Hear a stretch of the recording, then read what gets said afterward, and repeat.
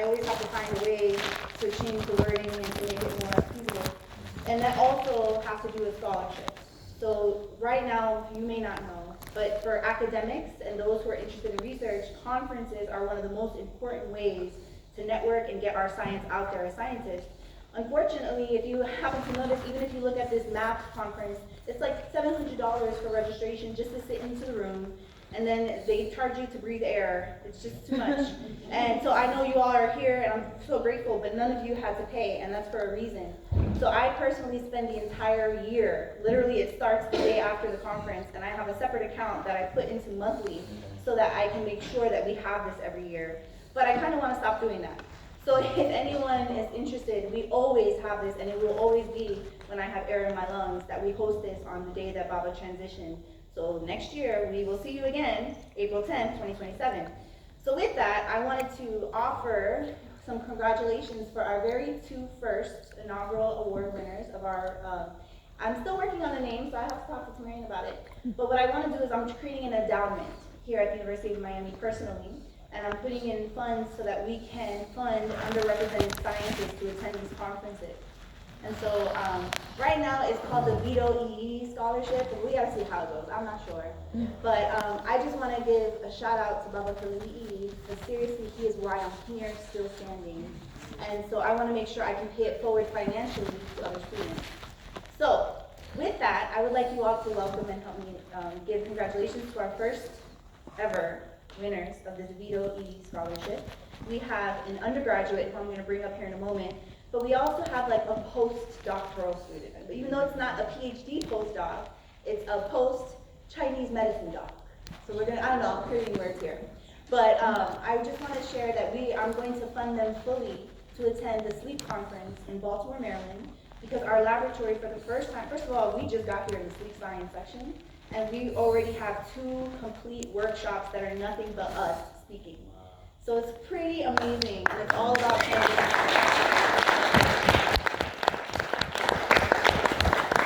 So with that, I want to first congratulate our undergraduate.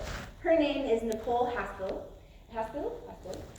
And before she comes up here, I just want to tell you that she's going to be helping us present on our brain, heart, gut access data. She's going to be focusing on the gut. The whole symposium that we put together and was invited to come for is going to show all research from my lab, and we have 7 different undergraduates giving talks on 7 different studies on psychedelics and cannabis in my lab, and they're all funded by NIH.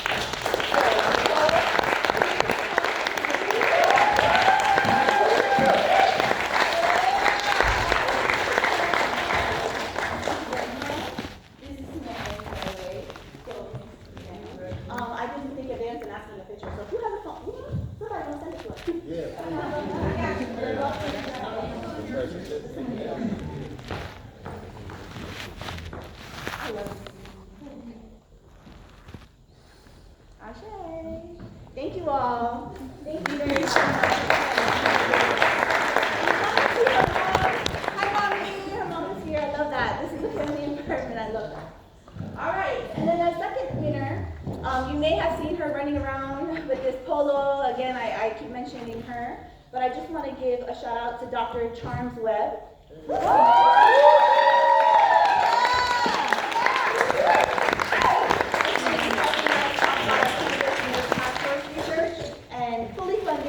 Thanks to this scholarship that I'm creating.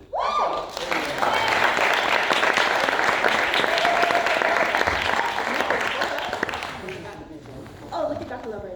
That's a good picture. Stay ready so you don't gotta get ready. Oh. Thank you.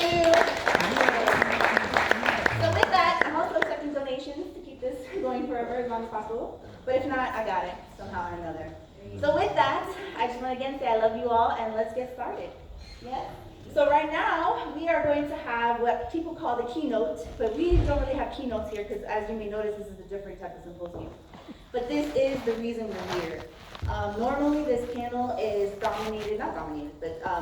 by the Tamarian Institute. But this year, we have an extreme honor, and it's actually beautiful design. Nothing happens by mistake. I just want to mention that because this is who I was talking about that helps us so much and travels all over the world, and she wasn't available, she wasn't here yet for the coding because she just flew in just for this, and she's gonna fly out right after. Well, I love that. And the reason why I want to say that's amazing is because before you got here, I was saying that this is the first year that we are formally honoring the Divine Feminine as well. So you may have noticed in the dinner, you may have all noticed in the dinner area or the lunch area, another altar there. And so that's the Divine Feminine. So it's beautiful, actually, that we're going to be on this panel this year. I love it. Thank you. So this panel is going to be very flow state. I'm going to have everyone introduce themselves. We've pretty much heard a lot from them already, but I want to start with Attorney Cheryl. Yes, she's an attorney. She wears many hats. So I'm going to let her introduce herself, and then I'll have the rest of Tamarian introduce themselves with the hat of Tamarian, because we've heard from Baba Mudu talking about from his business hat, etc. And then after that, I would actually open the floor first for questions, because I've noticed already today, the questions is where the magic is. So if there are no questions, we have plenty prepared, but I want to do that. Any questions? How's everyone feeling? I love that for us. Yes, it is an honor to be here. Thank you so much. I hope you enjoyed your lunch. A big shout out to the University of Miami Cannabis Nurses Task Force. I am honored to be on their advisory board. We meet probably about once a month, and we discuss strategies for integration and adoption and scientific research around the plant. It's a great work group across the country, and it's a privilege, and I want to definitely acknowledge Dr. Denise Bedeau for her work and just being so resilient and never taking no for an answer, and that's why we can be here. And we're seeing these students study in an area that in most medical schools, they're not even talking about cannabis education, but they're at the forefront, and they're going to be the trailblazers of tomorrow, so thank you for that.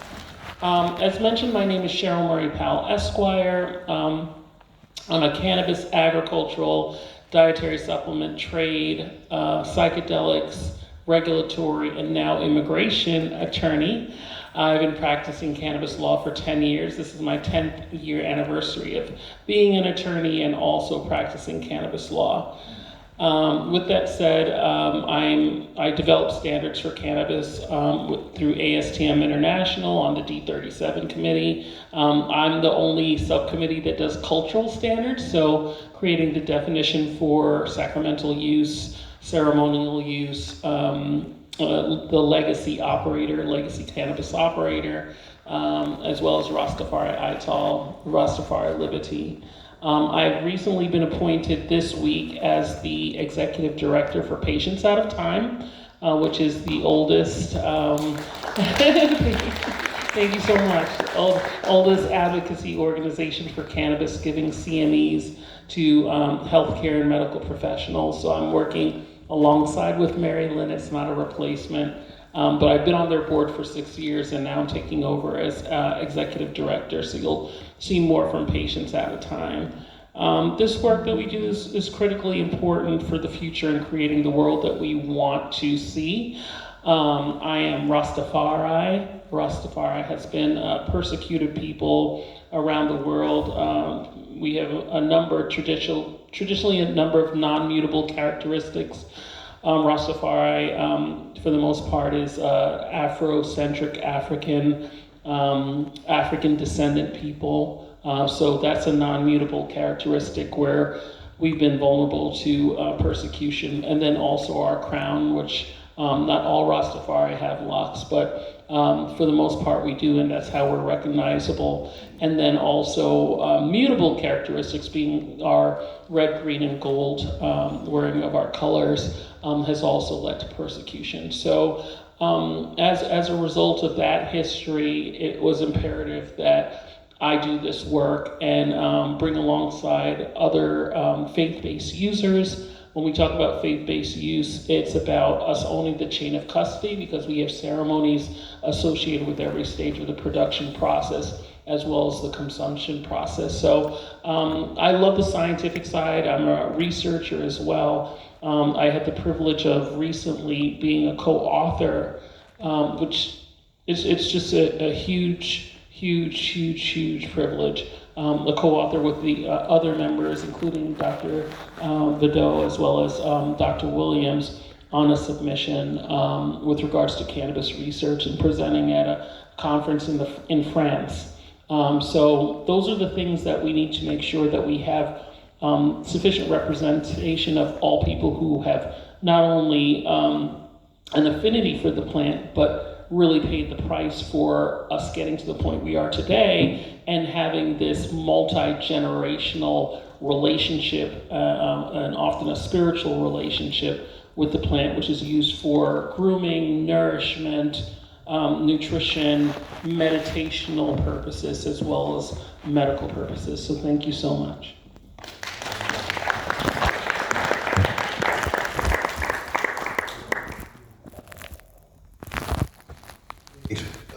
Hello, everybody hear me? I am Aker Ramasus Iyi, son of Ahati Kalindi Iyi, head instructor of the Tamarian Martial Arts Institute, which is extreme honor to be the lineage holder and legacy keeper of the house that I'm in. It's an absolute honor to be here, and it's just, it's overwhelming. I'm usually at a loss for words because, what I'm seeing is not what everybody else is seeing. It's hard to explain. I'm looking with my father's eyes, so a lot of stuff I see, we got like a shared consciousness. I've been hearing my whole life how, the ancestors live inside you, and through my usage of entheogens, I truly understand what it is because, as I'm speaking, he's speaking. As I'm seeing, he's seeing. It's such a, it's difficult to say, and I really want to express that to people that, I'm feeling what he's feeling. So sometimes it's overwhelming to truly get up here and speak. I always had sitting up here speaking in front of everybody never really was my thing. But when I relax and I let him speak, that's when everything starts to flow out. But, it's just a true honor to be here. And as a martial artist, honor is one of the most prominent things in my life. Everything I want to do it with honor. And being here is just so, so honorable, and I appreciate it. So.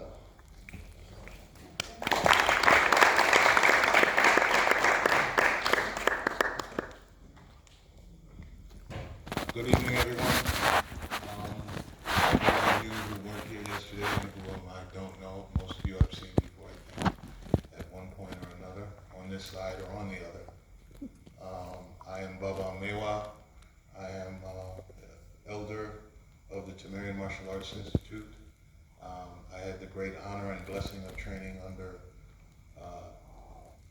Grandmaster Ahati Kalindi Iyi at the age of 13 onward.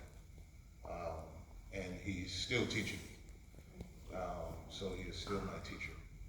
And I have the great honor of sitting with him on this side and on the other still.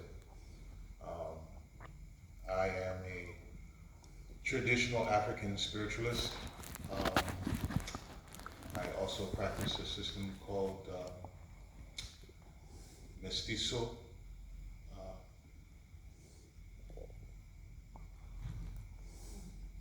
curandismo, mestizo, right, which is a South American system. It's made up of a lot of different cultures brought on from South America, Brazil, Peru, and their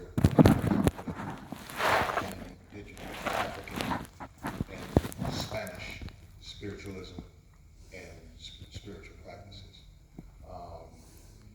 I like it. I groove with it a lot because it's like me. It's all mixed up. It's a little bit of this, it's a little bit of that, it's a little bit of this, it's a little bit of that, but guess what? It all works.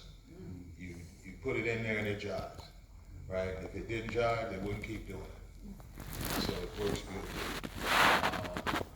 And I just add that in and I keep on pushing. I have the great honor of working with my brothers, trying to carry on the legacy of Hati Kurundi Ii, to carry on the mission that he has set forth before us, in elevating our ancestors and their practices, keeping them current and alive and congruent with the energy that is going on now. We get caught up in traditions a lot, and traditions are important. They tie us to our past.